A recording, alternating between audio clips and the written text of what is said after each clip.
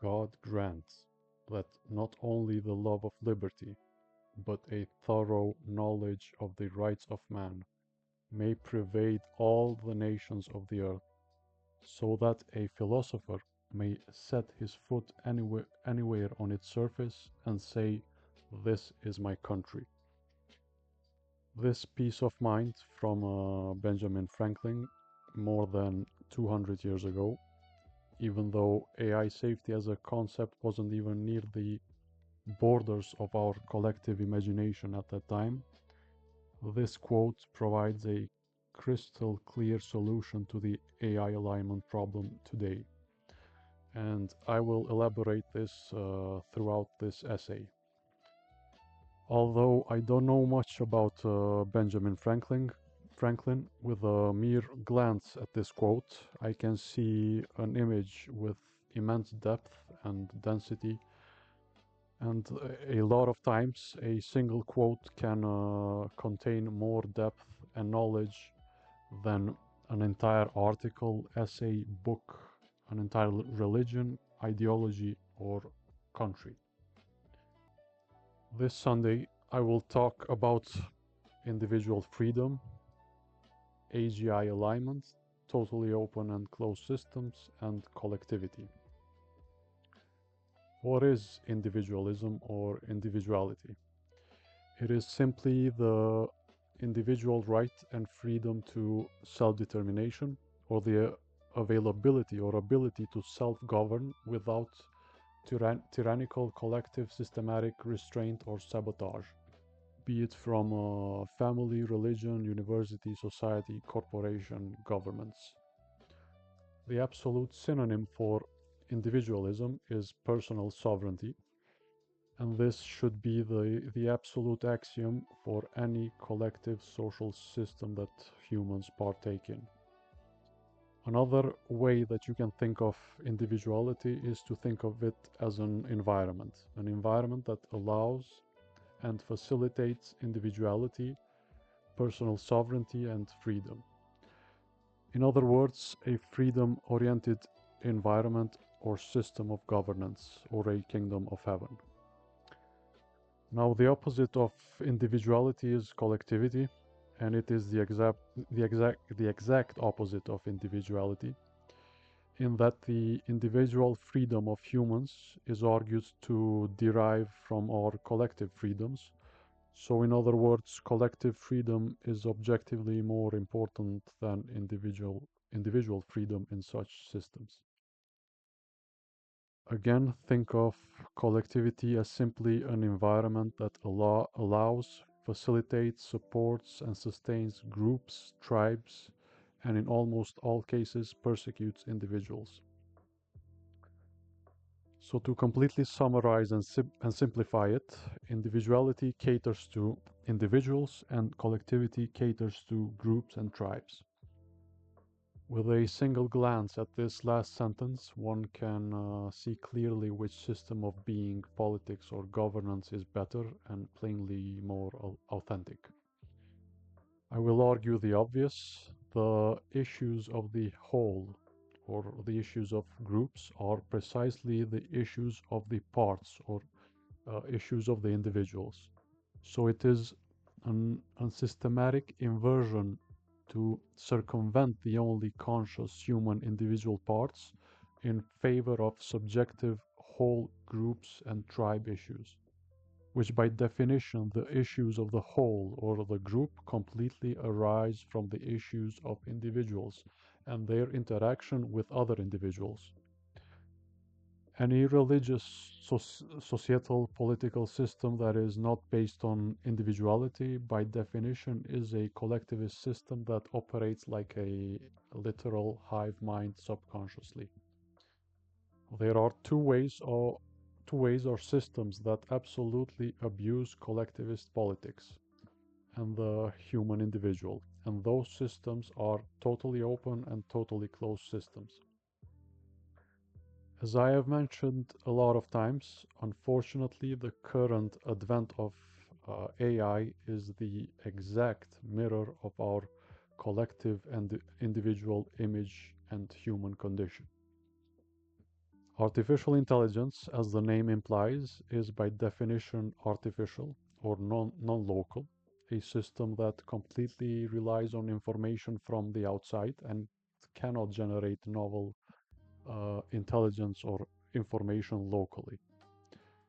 The opposite of AI would be our natural intelligence, or simply an intelligence that has potential for local generation of intellect and knowledge.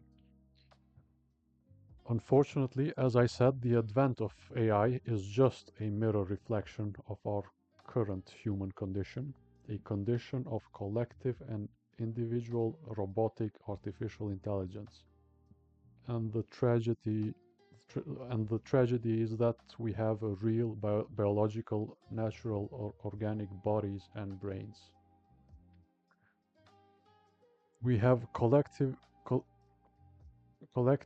subconsciously designed tribal group systems and environments, and through sheer time and evolution, we have positioned our natural intelligence out of its individualistic nature into that of a collectivist, primitive, artificial intelligence that totally relies on non-locality.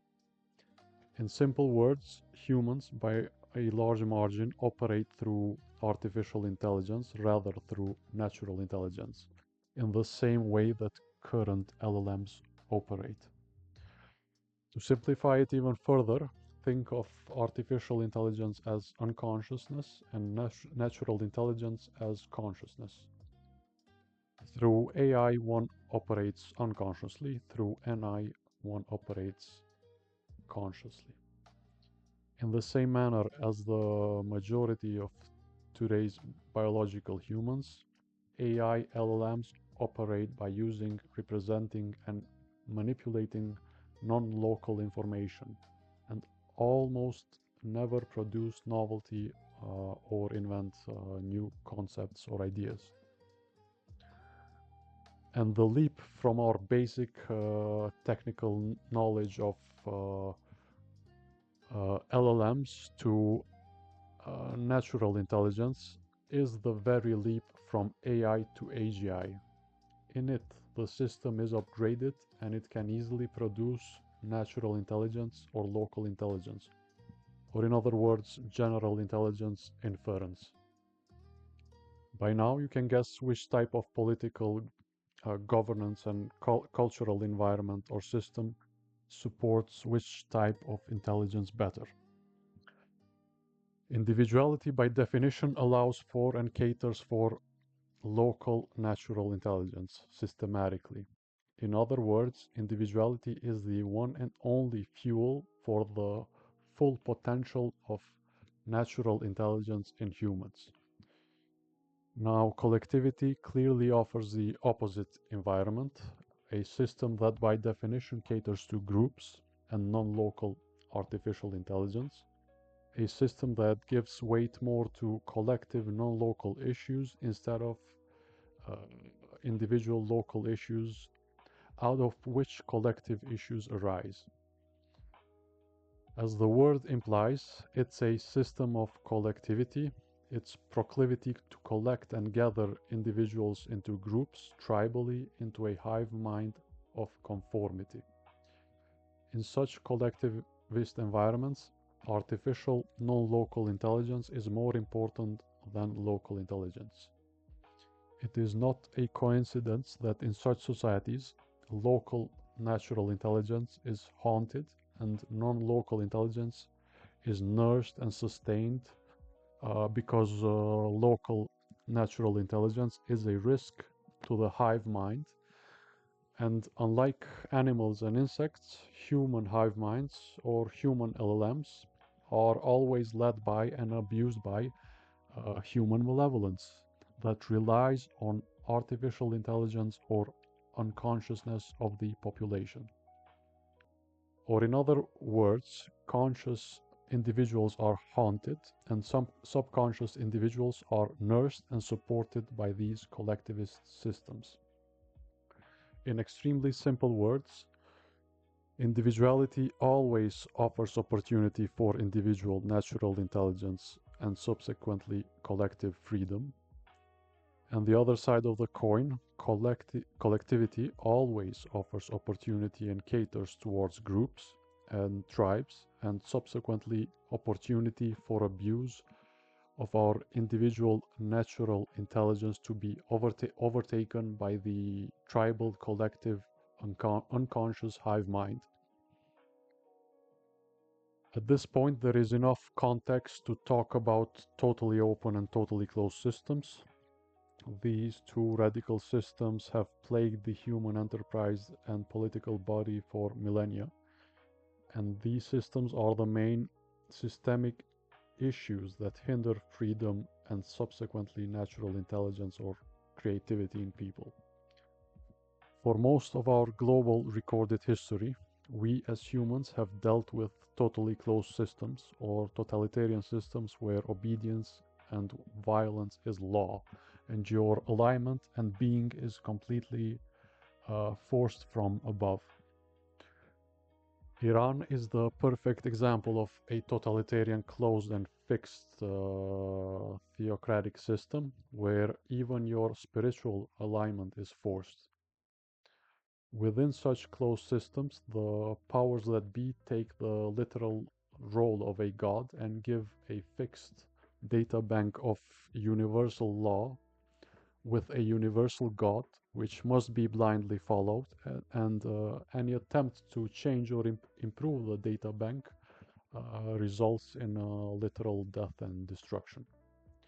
In communism, the very same totalitarian environment of collectivity develops, where performative promises of freedom, prosperity, and equality completely possess groups, and the result is no different from the theocratic closed systems, where the powers that be end up possessing godlike powers and always end up abusing the position and ideology to the point of collective destruction and grief.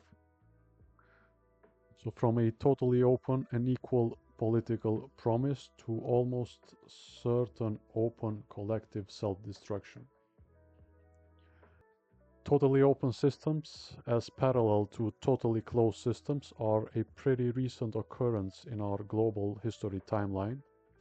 The current libertarian push of the West, together with the past and current libertarian push of the East, have opened a new gap for a new form of totalitarianism, a form of collectivist performative freedom of absolute openness, where problems of marginalization and individual persecution are not solved, but in fact marginalized groups are maintained and created continuously in order to, to have leverage over the entire collection of groups or tribes.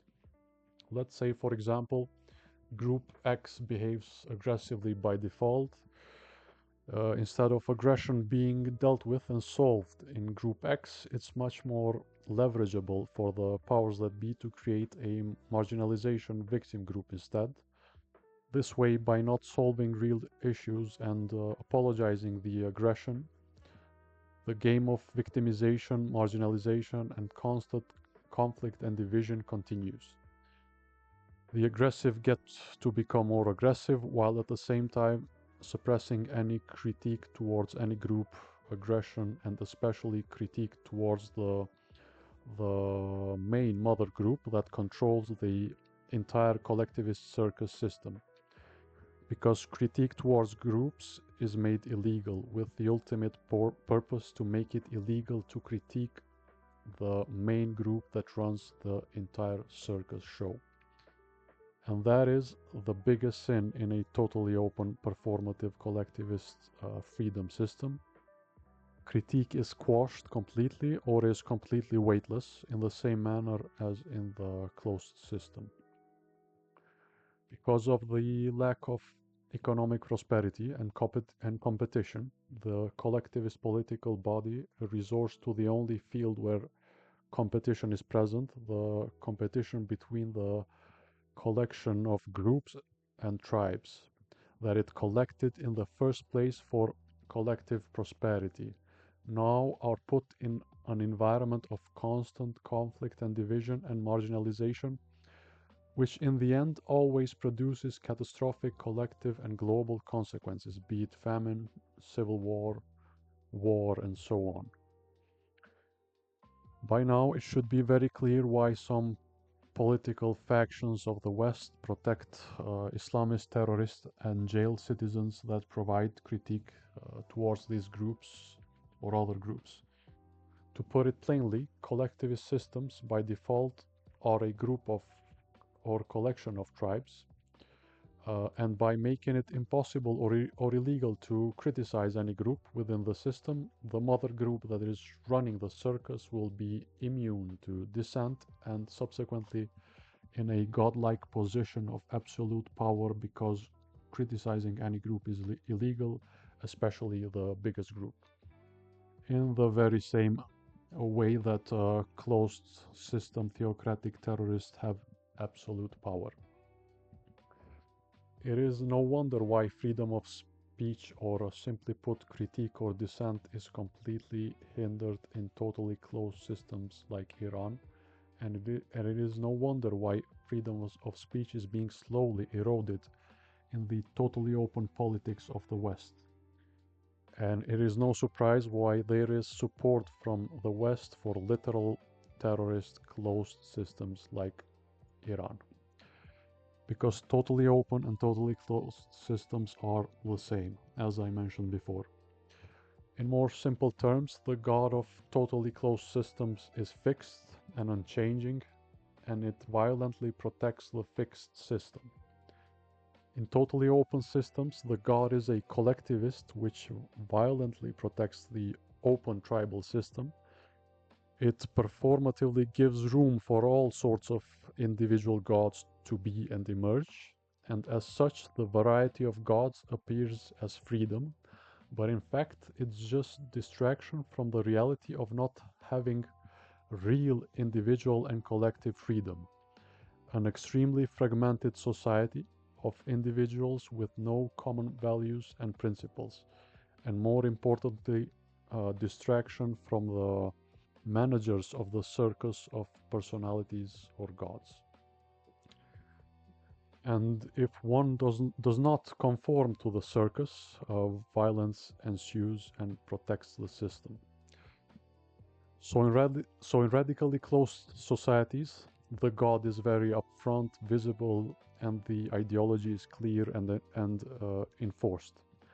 But in radically open societies, gods are hidden, and the values and principles of the individual are bastardized in the same way that a lion, a zebra, and a snake are bastardized in a circus and are put in artificial environments and roles where every individual god is or animal is confined, directed, controlled by the performers of the stage, and just like the animals in the circus, the variety of gods of the radically open world are totally in control from the circus and cannot do anything about their predicament, same as the animals in the circus. And because of the variety of gods or animals in the circus, there is always fuel available for conflict. And that type of society gives in a loop of endless tribal conflict of gods, which are put in designed environments that facilitate and promote division and conflict as distraction from real problems and distraction from the circus prison that is run uh, by a hidden god. Hidden gods or managers that run the circus in such radically open societies quietly promote and facilitate their own closed fixed ideology agenda in the very same way a totally closed system with a single god does. And because of godlike absolute power from both radical systems, it is no surprise why both types seek endless expansion and control. Why do you think after decades of anti-Semitic, anti-racism, anti-sexism PR campaigns, together with institutional persecution, cancel culture, shunning. Today, in the year 2026, there exists the same level of division and hate towards groups, if not more than decades ago. Because, as I said, in performative, radically open societies, it is more important to appear free than to solve divisive issues and marginalized groups, just to keep the wheel of internal and external conflict going, because that is the fuel of such societies. Uh, Victims and marginalized groups are fuel, and therefore the system cannot run out of fuel. Otherwise, it cannot function without constant victims and marginalized groups that have to be protected from violence that is deliberately left unsolved by the same system of radical openness that fundamentally becomes a criminal and violence apologist system. There must be left an aggressive tiger or lion in the circus, otherwise there would be no victims or marginalized groups. If you remove the tiger or aggression or violence from the system, then the system falls on its face because of lack of prosperity and lack of internal conflict. The population easily will see through the illusion of the system, and the hidden gods that run the circus become visible. Radical systems would rather control and align people through deceit or force, persecution, and corrupted justice, rather than provide systematic solutions through education or real systematic individual freedom. Let's talk about individuality as an idea and how a totally open or closed state will impact this idea. A totally open individuality would be the equivalent of what is happening in the Western political and social body today. A performative individuality where radical openness, or in other words, radical relativity, is core law. An environment where non-locality reigns by definition. You must accept everything non-local, and if you dare question the non-local narrative, persecution occurs automatically. An individuality so radically open that you must have no borders and you must accept and conform to everything, and that by definition defies the very idea or concept of individuality.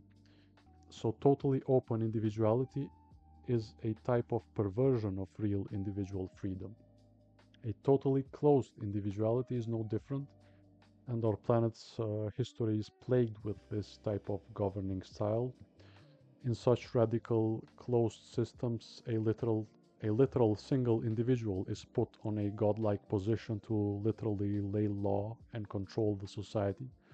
For example, tyrannical kings, totalitarian politicians, communists and religious leaders that control entire nations as gods with absolute power over its constituents. In the radical open and closed systems with individualism, there exists a small chance for a systemic reform or evolution.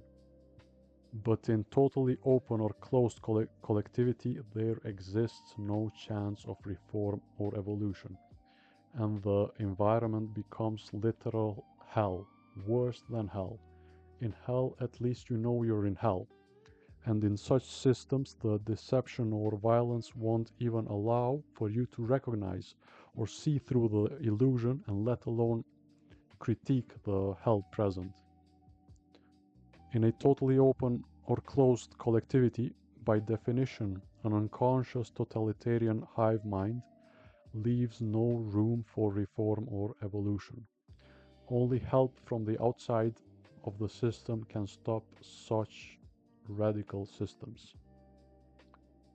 In today's Western political body, radically open collectivity is the political issue.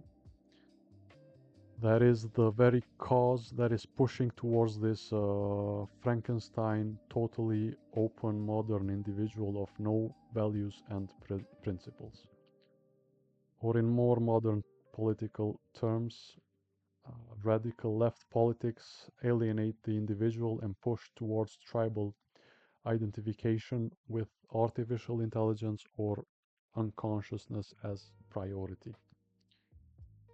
Radically open collectivity implies an environment where groups and marginalized groups are law, and simply an environment where groups are more important than the individual. Again, in such radically open societies, the individual and locality does not matter. All that matters is correlations, marginalized groups, and such groups are continually generated in a never-ending cycle of openness and conformity and victimization. In such societies, there is no difference between a group of sheep or a group of wolves, as everything is permissible and nothing questionable. Just as in radically open individual systems, the same happens in collective systems. The individual is brought into this personality circus where your entire being relies on non-local artificial intelligence that is fed from above mainly.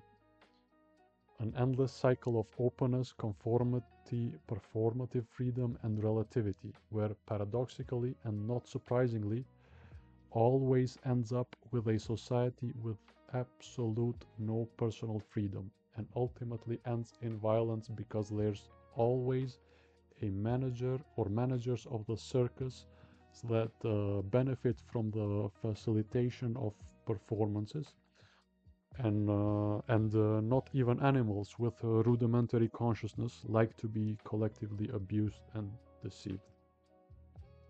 Totalitarian, open or closed collectivity are two forms of governance and ways of political movements that have almost completely enslaved the human soul in the past. And there is an existential risk coming ahead, the advent of AGI, and when that happens in the not so distant future, and if our collective global image does not behold a single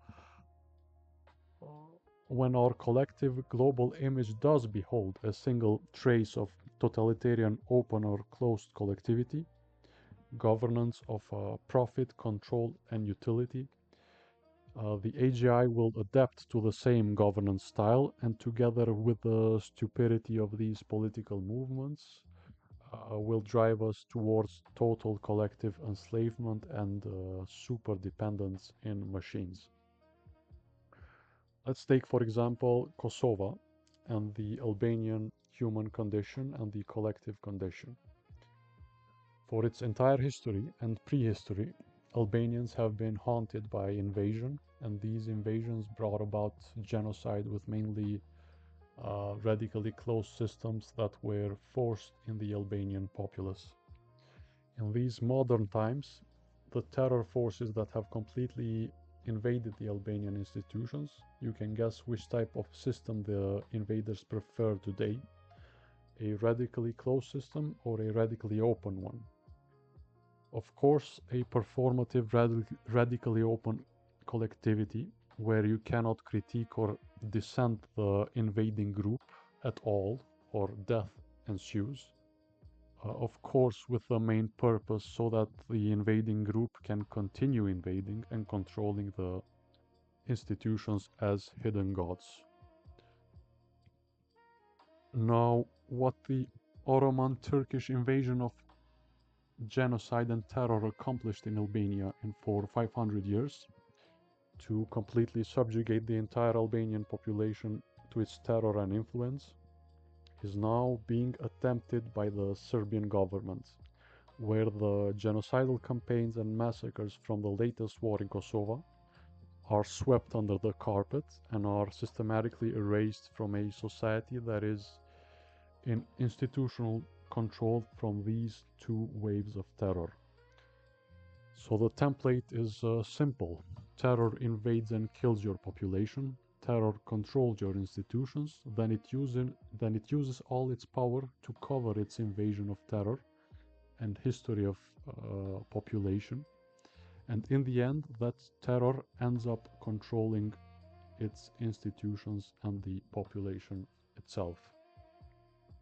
Just a few weeks ago, the Turkish president made the most brutal and insane statement that the Ottoman Empire was a benevolent force with no violence, after just recently supporting literal terrorists that invaded the Jewish population on October 7, in the very same manner that his ancestors uh, did to Albanians.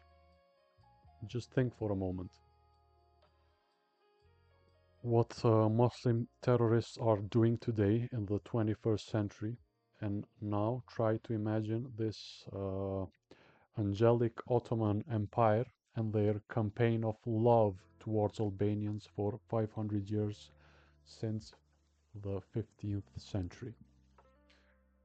The president of Serbia is in complete alignment with Ottoman terror, in the same way that Ottoman terror managed to cover and bury their genocidal crimes.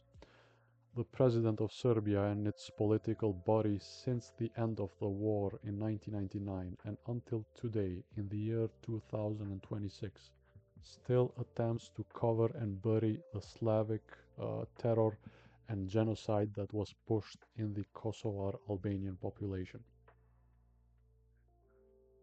In the same manner that Kosovo and Albanian population was invaded and terrorized and not even allowed to dissent or criticize the Ottoman Muslim terror invasion in the first place, and of course that is for the purpose of increasing and installing Muslim Ottoman numbers in Albania, where today a great chunk of the population has Ottoman Muslim names and surnames. And according to the Turkish president, this was done through peace and love. And I want to laugh out loud and cry out loud at the same time, but the horror of the reality of the situation won't let me. A reality of absolute tragedy, of terror, genocide, and manipulation towards the Albanian population for hundreds of years. Probably in a few years, some Muslim leaders will argue that the October 7 invasion was full of peace and love in the 21st century. Now just imagine the Muslim terrors that have happened before the 21st century and the crimes that have been covered and buried towards the Albanian population. Serbian Slavic terrorists with the same strategy as Ottomans invaded the Albanian population in Kosovo with the same tactics of terror, genocide, endless persecution, zero tolerance towards critique to Serbian terror or institutional invasion. And of course, this is done in order to forcefully install the Slavic population and slowly invade the territory from within, just like the Ottomans did, and just like the Turkish president and the Serbian politicians behave as if nothing happened. The Albanian condition and situation of the past and present is almost exactly what is happening in the Western political body today. Groups cannot be criticized, especially invading groups, and critique towards invading individuals or groups or simply aggressive groups is borderline illegal. You can clearly see what the Ottoman Turkish terror achieved with this strategy: almost absolute control of the Albanian institutions and subsequently population. And after 500 years of terror, its president says Turkey's history is free from genocide, massacres, and colonialism. You cannot make this up.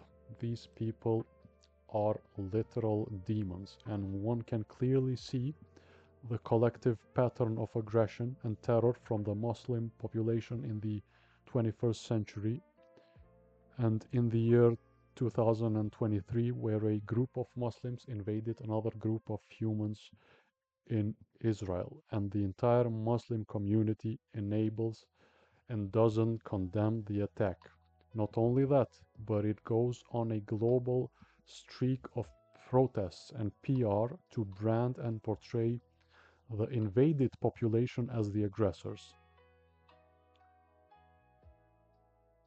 And after 3 years of support for the invasion and terror attack on October 7th, the Turkish president says its 15th century Muslim horde was not genocidal and aggressive. You cannot make this up. This is precisely the terror pattern that has continually happened in Albania. Entire villages invaded and massacred, then international global PR campaign to portray the village as the aggressors.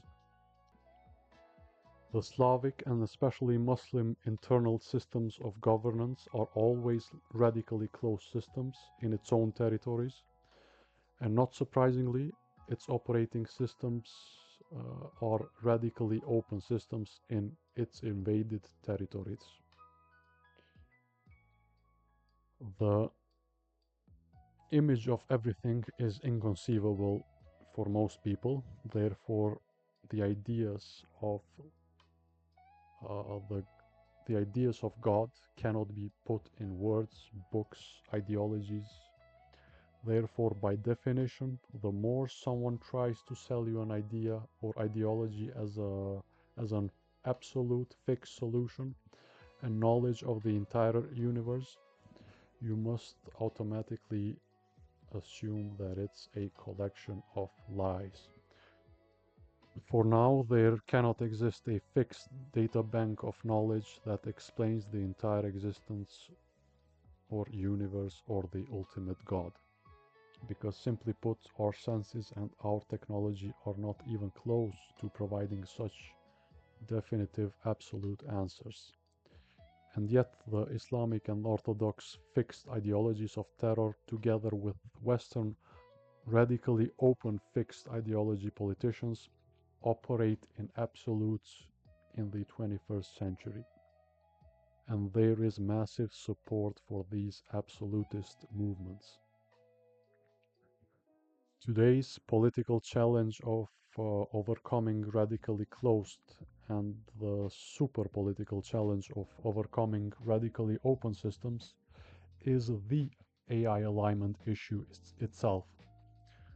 Understanding radically open systems is the AI alignment problem, or in other words, understanding the worst possible systemic deception environments and strategies. This planet is plagued by such deceptive governance systems by mere human brains. Now imagine an artificial superintelligence instead of human brains running such deceptive systems.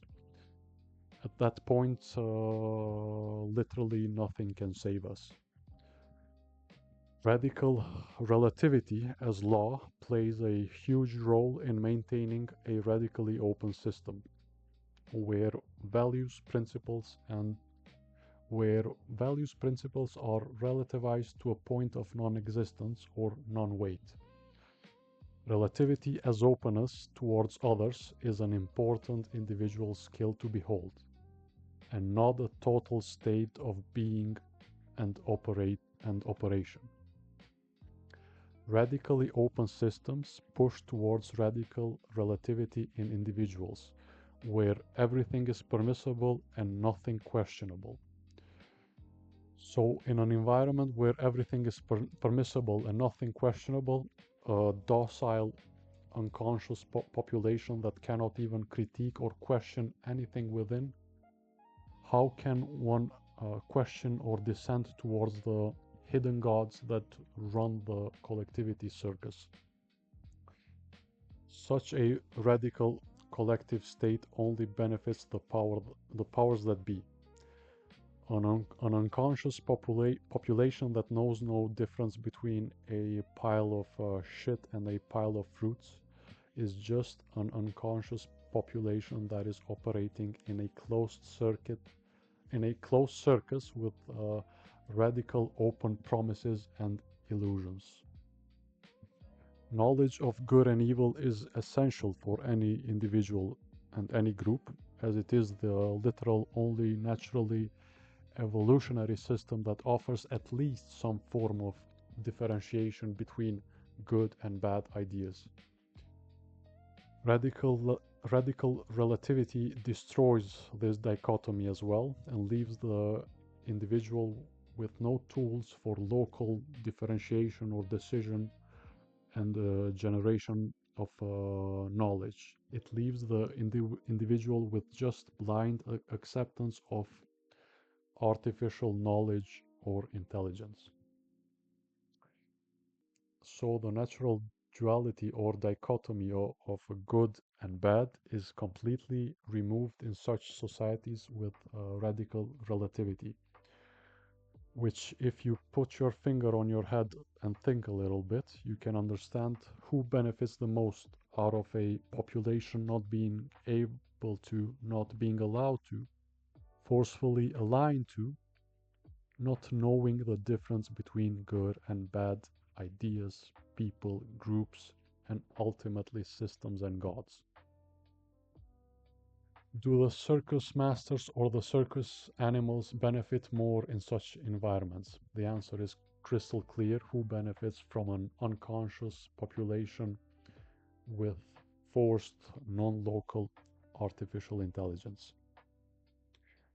Another disturbing ideology that is pushed in the West through this radical open collectivity is the idea of radical diversity. For collectivity, diversity is one of the main fuels of the system because the more diverse a population, the more are the chances that the population will align with collectivity. And you can guess why mass migration is unfettered. Now, natural diversity is beautiful, but forced diversity is just borderline modern genocide. The global population was and is clearly going towards a trend of diversity throughout the entire planet, a naturally occurring trend which at some point in the future all global populations will be diverse.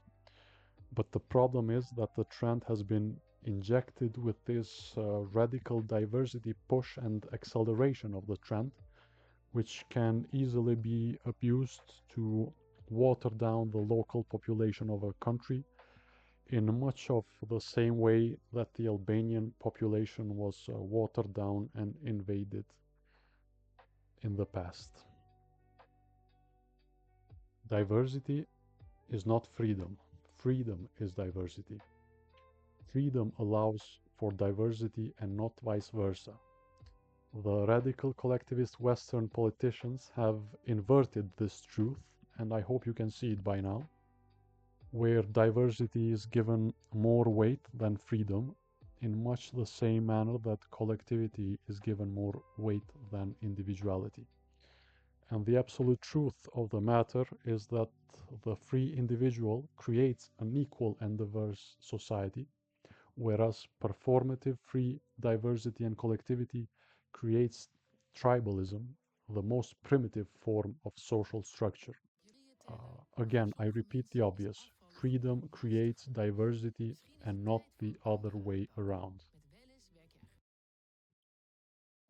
The total digital data bank of human behavior, on top of that, the data bank of all existing AIs and their pattern recognition of human behavior, is the guiding image of the upcoming AGI or ASI.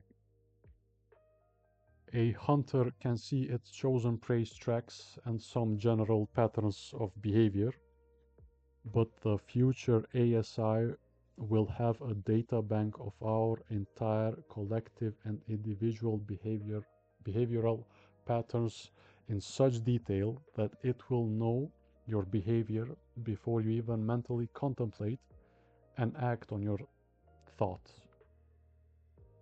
I guess you can I guess you cannot comprehend the difference, and I will try to explain it. Imagine a future hunter, a human with bionic implants that hunts ducks. One of his eyes is digital, and he has a brain implant that increases his processing capacity and subsequently pattern recognition. Imagine this future hunter having such in-depth knowledge of the duck's pattern of behavior that he realistically doesn't need to hunt the duck. It can project and plan with the duck's pattern of behavior and position himself in the perfect spot where the duck is the most vulnerable and defenseless position. So the hunter has such advanced intelligence about its prey that he doesn't even need to hunt it. Now imagine a supercomputer with super intelligence, with infinite processing power, and many orders of magnitude more intelligence than the bionic human hunter. If such a system beholds our collective image of control and terror, it will have such in-depth knowledge of human behavior that it will not need to hunt and destroy humans if it decides so. It has so much leverage from its knowledge of our behavior that it will put the entire human race in a circus of control, much in the same way that the radical open and closed systems do today. And within the circus, it can stoke the fires of division with such deceit that it need not destroy the human race. It will let humans destroy themselves inside the circus through division in much the same way as today's radical collective governmental circuses operate. Another issue that is watered down is the upcoming massive unemployment wave due to automation.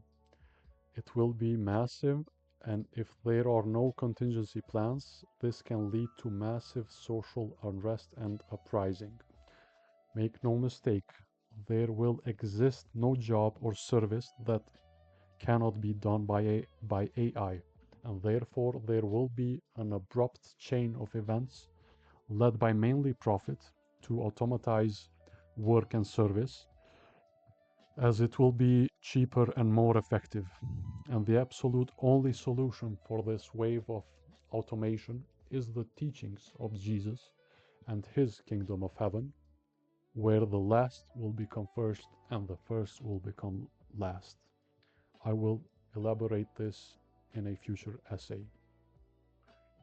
Governance of freedom and service towards individual freedom as the only means of objectively improving collective freedom is the only political style of governance that might save us from ourselves and our images in machines in the very near future. Obviously, individual freedom and the kingdom of heaven is the answer to such radical systems, but a more detailed and concrete solution to all our individual and collective problems, which are closely knit together, is the solution below. God grant that not only the love of liberty, but a thorough knowledge of the rights of man may pervade all the nations of the earth, so that a philosopher may set his foot anywhere on its surface and say, "This is my country." I had to repeat again this quote by Benjamin Franklin, as it is the greatest AI safety solution, and more importantly, the greatest solution for human safety, freedom, and prosperity. All my suggestions and arguments of individuality and freedom in all these essays can be boiled down into this quote. Tragically, philosophers or thinking humans in today's world are rare and shunned, and if we do not create a better world for ourselves where any thinking human can set foot anywhere on the surface of the world and say, "This is my country," then the greatest metallic philosopher to ever exist will set foot on our planet's kingdom of hell, and it surely will abide by the rules of hell and exterminate a self-destructive race of humans that doesn't care about anything and doesn't create a benevolent environment that allows and enables for its individuals, philosophers, or thinking humans to exist and thrive. Mindless machines are better than mindless humans from the perspective of a super intelligent machine or artificial superintelligence, and therefore will be discarded as trash.